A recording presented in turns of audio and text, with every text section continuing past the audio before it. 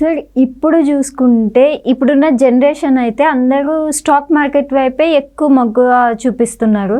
So అసలు real estate best అంటారా, stock market బెస్టా? అంటే ఇప్పుడు సర్టన్ అమౌంట్ తోటి ఇంకొంచెం అమౌంట్ లోన్ పెట్టి ఇల్లు కొనడం బెస్ట్ అంటారా, లేకపోతే ఉన్న అమౌంట్నే స్టాక్ మార్కెట్లో ఇన్వెస్ట్ చేయడం బెస్ట్ అంటారా? ఇంత టఫ్ క్వశ్చన్ బాగా రీసెర్చ్ చేసి బాగా ఎక్సర్సైజ్ చేసి స్పీకర్ని ఎట్లా ఇరికించాలి టఫ్ క్వశ్చన్లు అడగాలని ఆలోచిస్తుంటారు. లేదు అంటే కొంచెం డబ్బులు తీసుకొని కన్సల్టెంట్ చెప్పే క్వశ్చన్స్. ఓకే, మీరు అడుగుతున్న వ్యూయర్స్ కోసం మనం మాట్లాడుకుందాం. Okay, thank you. డెఫినెట్గా ఇన్వెస్ట్మెంట్ ఎక్కడికి, లలిత జ్యువెలర్స్ కిరణ్ కుమార్ గారు ఒక ఆయన ఉన్నాడు ఓనర్, డబ్బులు ఊరికే రావు అని అంటాడు. కరెక్ట్ అది. ఎందుకంటే ఇన్వెస్ట్మెంట్ పెట్టేది ఎందుకు పెడతామంటే మనం ఎక్కడ ఇన్వెస్ట్ చేసుకున్నా మన రేటు ఆ రిటర్న్స్ అనేది రెట్టింపు 2 సార్లు 3 సార్లు 4 రెట్లు 5 రెట్లు పెరగాలనే ఉద్దేశంతో పెడతాం. అవును. సో మీరు 2 క్వశ్చన్లు అడిగారు, స్టాక్కి రియల్ ఎస్టేట్కి ఏంటి డిఫరెంట్, ఎక్కడ పెట్టాలి, రెండోది తక్కువ డబ్బులు ఉంటే ఎక్కడ ఇన్వెస్ట్ చేయాలి, లోన్ తీసుకోవాలా లేదా డైరెక్ట్గా, 2 different question. Stock real estate clear నా వరకు అయితే 2 మంచివే. Okay sir. కానీ స్టాక్ మార్కెట్లో మీరు రానియాలంటే మీకు అవగాహన ఉండాలి, లేదా మీకు ఒక ఏజెంట్ ఉండాలి హెల్ప్ చేసేవాడు. ఇంకా స్టాక్ మార్కెట్ అనేది పొద్దుట 8-9 అవగానే సిస్టమ్ దగ్గర కూర్చొని మానిటర్ చేస్తున్నాడు, వేలం పట్ల ఉంటుంది. ఎప్పుడు ఏమవుతుంది ఇలా పెరుగుతుంది. మన హార్ట్ బీట్ ఉండే చూసాం, వేవ్ లెంత్, ఫిజిక్స్లో వేవ్ లెంత్ అని ఉంది. మన ఈసీజీ తీసుకుంటే ఇట్లా జనరల్ ఈసీజీ అంటే హార్ట్ ప్రాబ్లం ఉన్నాడు ఒక్కసారి అంటుంటాడు. అట్లా స్టాక్ మార్కెట్ అలా కనిపిస్తున్నాడు. చాలా నేను కూడా ఒకప్పుడు స్టాక్ మార్కెట్లో ఇన్వెస్ట్ చేసాను, మంచి లాభాలు పొందాను. బట్ హర్షద్ మెహతా స్కామ్ టైంలో పడిపోయింది మార్కెట్ బాగా. 3,000 కోట్ల స్కామ్ 1992-93లో పెద్ద స్కామ్. ఆ స్కామ్తో నేను బయటకు వచ్చాను.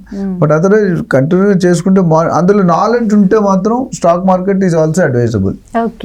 బట్ నాలెడ్జ్ లేకుండా మీరు లేమెన్గా పెట్టాలి, పెట్టేసి వదిలిస్తే మీకు లాభాలు రావడం. ఎందుకంటే దినదిన గండం అంటారు. అంటే ఎవ్రీ డే మీరు మానిటర్ చేసుకొని ఏ షేర్ తగ్గుతుంది, ఏ షేర్ పెరుగుతుంది అనేది చూసుకోవాలి. ఇది అన్నీ కూడా రియల్ ఎస్టేట్ ఒక మాయ, స్టాక్ మార్కెటింగ్ ఒక మాయ, గోల్డ్ మార్కెట్ అన్నీ ఒక group of people by control చేస్తారు. పెద్ద పెద్ద మేజర్ షేర్ హోల్డర్స్ కంట్రోల్ చేస్తారు. సో నాకు తెలిసిన ఒక పర్సన్ 2 కోట్లు ఇన్వెస్ట్మెంట్ పెట్టారు ఒక 5 years బ్యాక్. ఈరోజు 8 crores వెళ్ళాడు ఆయన.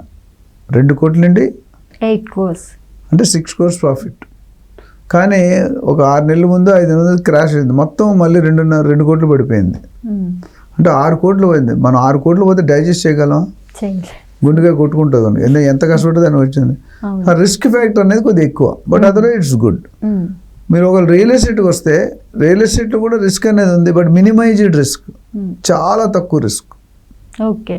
ఎందుకంటే భూమి మీద పెట్టడం లాస్ అంటే ఎప్పుడంటే మీరు ఇల్లీగల్ ప్రాపర్టీ, పర్మిషన్ లేని ప్రాపర్టీ, డెవలప్మెంట్ లేని ప్రాపర్టీ కొనుక్కుంటే మీరు లాస్ అవుతారు. అన్నీ కరెక్ట్గా ప్రొఫెషనల్ ఏజెంట్ మాలాంటి ఏజెంట్స్ ద్వారా చూసుకొని కొనుక్కుంటే మీరు ఇన్వెస్ట్మెంట్ హై లెవెల్లో ఉంటుంది.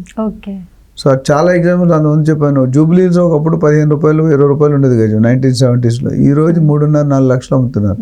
ఎవరైనా ఎక్స్పెక్ట్ చేశారా? మొన్న హైదరాబాద్ సిటీలో చూసుకుంటే తెలంగాణ ఎలక్షన్ అయినప్పుడు, ఎమ్మెల్యే అసెంబ్లీ ఎలక్షన్ అయినప్పుడు ఓట్లన్నీ కేసీఆర్ కూడా పడ్డాయి సిటీలో. చూసారో లేదో. ఎందుకు? రియల్ ఎస్టేట్ బాగా డెవలప్ చేశారన్న. మిగతా చేయలేకపోయినా కొన్ని ఇది ఉందో. సో సిటీలో ఉన్న వాళ్ళు అందరూ హ్యాపీ. 10 రూపాయలు 100 రూపాయలు చేసి పెట్టాడు ఆయన. కానీ సిటీ బయట ఒక్క ఓటు పడలే, ఆ సిటీని నెగ్లెక్ట్ చేయడు. అట్లా ఏంటంటే ఈ రియల్ ఎస్టేట్లో ఏంటంటే మీరు మంచిగా చూసుకొని కొనుక్కుంటే డెఫినెట్. రెండో క్వశ్చన్ మీరు ఏం అడిగారంటే లోన్ తీసుకొనుక్కోవచ్చా లేదా డైరెక్ట్గా కొనుక్కోవచ్చు అంటే అది చాలా ఇండివిజువల్ ఇండివిజువల్ పర్సెప్షన్. ఇప్పుడు మీకు 25 లక్షలు డబ్బులు ఉన్నాయన్నారు ఇందాక.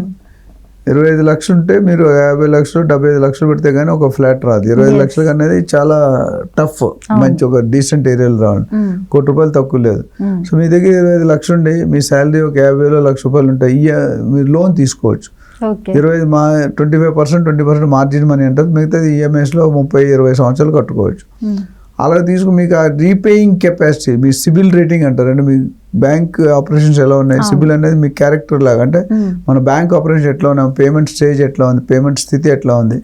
నాకు ఒక బ్యాంకులో అకౌంట్ ఉంది 35-40 years ఉంటుంది. ఆ బ్యాంకులో సింగిల్ చెక్ బౌన్స్ లేదు 35 years. అంటే చాలా కష్టం అలా మెయింటైన్ చేయండి. ఏదో ఒకసారి ఎప్పుడోసారి ఇబ్బంది పడతాం. సిబిల్ రేటింగ్ హౌసింగ్ లోన్ తీసుకున్నప్పుడు సిబిల్ రేటింగ్ మంచిగా 850 860 వచ్చింది పైన. I think 870. నాకు లోన్ ఎప్పుడు తీసుకోలేదు, ఫస్ట్ టైం తీసుకున్నా. ఎక్కడైనా ఆపరేషన్లు ఎప్పుడు కూడా ఇబ్బంది లేదు. సో మీ వరకు వచ్చేసరి మీ క్వశ్చన్కి మీ దగ్గర ఆ లోన్ రీపేమెంట్ కెపాసిటీ ఉంటే లోన్ తీసుకోవడం బెటరే. ఓకే. ఒకవేళ లోన్ పేమెంట్ మీకు అయితే ఎలిజిబిలిటీ లేదు, 20,000 శాలరీ ఉంది, మీకు రాదు లోను, అప్పుడు మీరు ఏం చేయాలంటే ఎక్కడైనా ప్లాట్లో ఇన్వెస్ట్ చేసుకోండి దూరంగా వెళ్ళి. ఆ ప్లాట్లో నేను ఆల్రెడీ అంతమంది వీడియోలో చెప్పాను, మీరు ప్లాట్లో ఇన్వెస్ట్ చేస్తే మంచి ఏరియాలో చేసుకుంటే 5 to 6 years డబుల్ అవుతుంది. అప్పుడు కొనుక్కోవచ్చు. లేదా అప్పుడు మీ శాలరీ కూడా ఈరోజు 50,000 ఉంటే రేపు ₹1,00,000 5 years పెరుగుతుంది, 10-20% ఎవ్రీ ఇయర్ పెరుగుతుంటుంది. అప్పుడు మీకు లోన్ వస్తుంది, loan eligibility. It all depends upon నీ పర్పస్, మీ ఏజ్, మీ పరిస్థితి, మ్యారీడా అన్మ్యారీడా, పిల్లలు ఉన్నారా అంటే ఇంకా లేరా అంటే స్టార్ట్ అవ్వలేదా, సో దీన్ని బట్టి మీ కెరీర్ డిజైన్ చేసుకుంటారు. సో మీకున్న ప్రాబ్లం ఆయనకుండా పోవచ్చు, ఆయనకున్న ప్రాబ్లం నాకు, మన ఇద్దరు ముగ్గురు ఉంటే ముగ్గురు వేరియబుల్స్, నా ఏజ్ వేరు, నా స్టేటస్ వేరు, మీ ఏజ్ వేరు, మీ స్ట్రాటజీ వేరు, మధ్యలో రాకుండా. So if you are 25 years person, the strategy 35 years different, 50 years different, 60 years different. So మనకు ఉన్న బట్టి పిండి కొలిది రొట్టి, జిత్నా పేడ్ ఉత్నీ హవా, దాన్ని బట్టి మారుతూ ఉంటుంది. So it's very tough for me to tell in one single line. But అన్నీ కరెక్టే, మీరు లోన్ తీసుకొని కొనుక్కోవడం కరెక్టే, లోన్ రాకపోతే డైరెక్ట్ ప్లాట్లు, ఇల్లు అయితే రాదు మీకు 20 lakh 10 lakh అనేది, ఫ్లాట్ అనేది, ఇల్లు అనేది రాదు, హైలీ ఇంపాసిబుల్. సో మీకున్న దాని బడ్జెట్ పెట్టుకొని ప్లాన్ చేసుకొని మీరు కొనుక్కుంటే it will be easy for you. So ఇంకొక క్వశ్చన్ ఏమన్నారంటే మీరు గోల్డ్ మార్కెట్, గోల్డ్ అనేది డిఫరెంట్ మార్కెట్ అండి, అది ఇంకొక సందర్భం ఇంకో టాపిక్లో మాట్లాడదాం. ఎందుకంటే స్టాకు, రియల్ ఎస్టేట్, గోల్డ్, మూడు కూడా అన్నీ మంచివే, అన్నీ చెడ్డవే.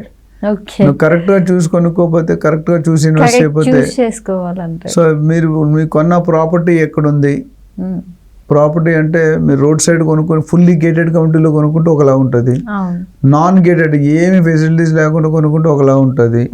సో ఇది ఏంటంటే it all depends upon the present state of affairs. Me requirement ఏంటి అంటే, మీరు ఉండడానికి కావాలా, మీరు ట్రేడింగ్ చేద్దాం అనుకుంటున్నారా, రెంటల్ ఇన్కమ్ కోసం కొనుక్కోవాలనుకుంటున్నారా, లేకపోతే లాంగ్ టర్మ్ ఇన్వెస్ట్మెంట్ కొనుక్కోవాలనుకుంటున్నారా. సో ఈ 4 స్టేజ్లకి 4 రకాల స్ట్రాటజీస్ ఉంటాయి, అన్నిటికీ ఒకటే ఉండదు. There is no single common rule for everybody, every property, every deal. So మీ పర్పస్, మీ స్టేట్ ఆఫ్ అఫైర్స్, మీ అఫోర్డబిలిటీ, మీ రిక్వైర్మెంట్, ఈ 3 మ్యాచ్ చేసి అలాంటి కన్సల్టెంట్స్ ఏం చేస్తారంటే మీకు హెల్ప్ ఎలా చేస్తారు, మిమ్మల్ని స్టడీ చేసి మీ రిక్వైర్మెంట్స్ కనుక్కొని, మీ బడ్జెట్ కెపాసిటీ కనుక్కొని, మీ రీపేమెంట్ కెపాసిటీ కనుక్కొని, లోన్కి వెళ్ళాలా లేదా ఫ్లాట్ కొనాలా, విల్లా కొనాలా, ఇండిపెండెంట్ హౌస్ కొనాలా, ఫామ్ ప్లాట్ కొనాలా, అగ్రికల్చర్ ల్యాండ్. సో ఇందులో చాలా సెగ్మెంట్స్ ఉన్నాయి. సో మనకున్న రిక్వైర్మెంట్ బట్టి మనం అప్పటికప్పుడు డిజైన్ చేస్తాం. ఎందుకంటే మనం స్టాండర్డ్గా నువ్వు ఇది చేసే అంటే కరెక్ట్ కాదు, మీ డబ్బులు వేస్ట్ అవుతాయి. సో మనకి మెయిన్ ఇన్వెస్ట్మెంట్ అడ్వైస్ ఇచ్చేటప్పుడు ఏం చూసుకుంటాం, 4-5 ఫ్యాక్టర్లు చూసుకుంటాం. సేఫ్టీ, సెక్యూరిటీ, తర్వాత అప్రిషియేషన్, దాని తర్వాత ఆ ప్రాజెక్ట్ ఎక్కడ చేస్తే అది ఇంప్లిమెంటేషన్. ఈ కంపల్సరీ మనకి అవసరం. లేకపోతే ఏమవుతుంది, మీరు ఇన్వెస్ట్మెంట్ రాంగ్ ప్లేస్లో చేస్తే 3 పూలు 6 రివర్స్ అవుతుంది గేరు. కార్ రివర్స్ వెళ్తే ఏమవుతుందో మీకు తెలుసు.